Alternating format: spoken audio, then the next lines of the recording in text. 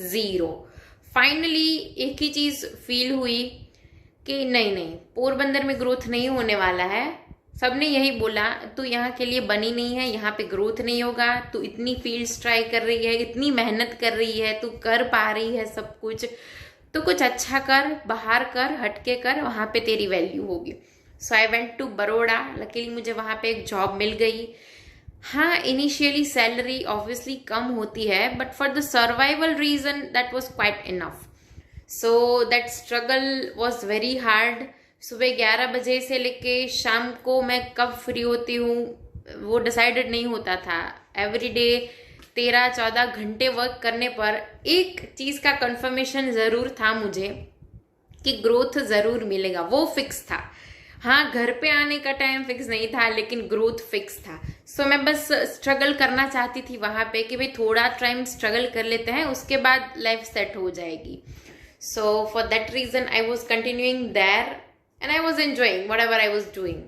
But फिर छुट्टियों पे मैं अपने घर पे आई और मेरे पेरेंट्स के प्यार ने मुझे वापस ही नहीं जाने दिया। सो मेरे पास कोई ऑप्शन नहीं था rather quitting that particular job. So मैंने वो जॉब वहाँ से छोड़ दिया, क्योंकि मैं अपने पेरेंट्स को डिसरिस्पेक्ट नहीं कर सकती थी।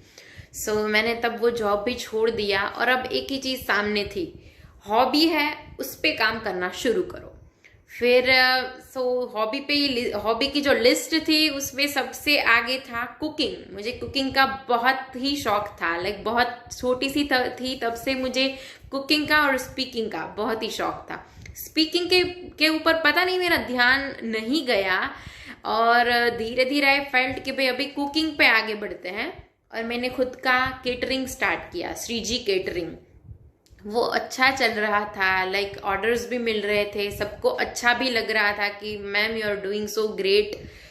लेकिन अंदर से फिर से एक आवाज़ आई कि भाई this is not something you really wanted. Yes, I was enjoying, but मैं पार्ट टाइम कर सकती हूँ ये केटरिंग का, ये मेन गोल नहीं है। क्योंकि मेन गोल था मुझे लोगों के काम आना था, मुझे कुछ अलग करना था।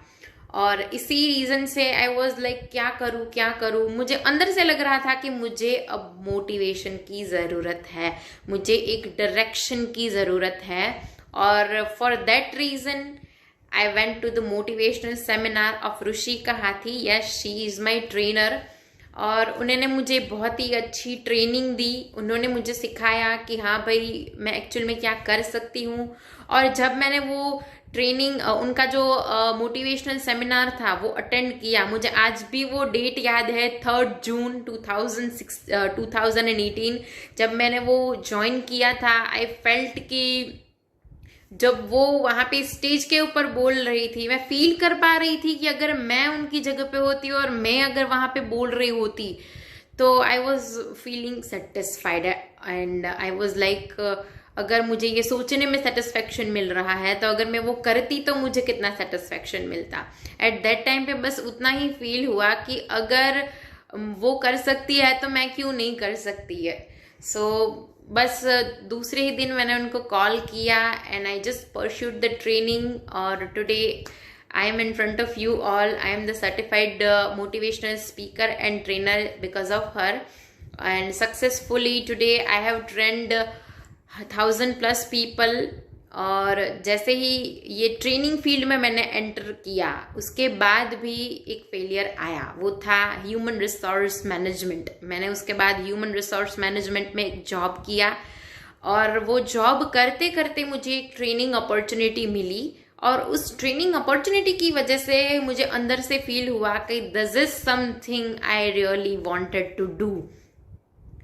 क्योंकि जब मैं लोगों को ट्रेन कर रही थी, उनमें बदलाव आ रहा था, उनमें ग्रोथ आ रहा था, और वो लोग फील कर पा रहे थे कि उनमें कल से आज में इम्प्रूवमेंट है। And they just came to me कि मैम आपने जो सिखाया उससे इम्प्रूवमेंट आया, और उससे जो सेटिस्फेक्शन मिला, एंड आई फेल्ट कि yes I wanted this satisfaction level. So this is what I actually wanted. And successfully ये हौसलों की जर्नी यहाँ से शुरू हुई थी जब मैंने ट्रेनिंग फील्ड में अपना पैर रखा।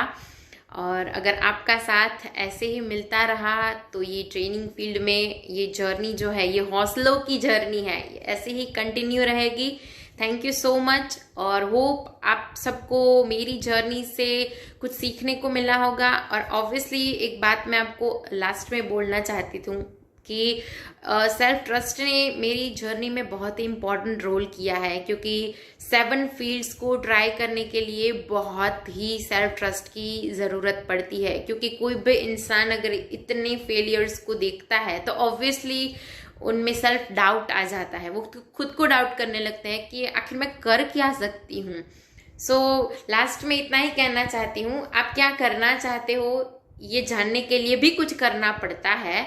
सो just do your best in whatever you are doing, because मैंने जो ये 7 फील्ड्स ट्राई की थी, I was good enough in every field, but I was not satisfied. That's why I was trying everything. So that leads me to be here.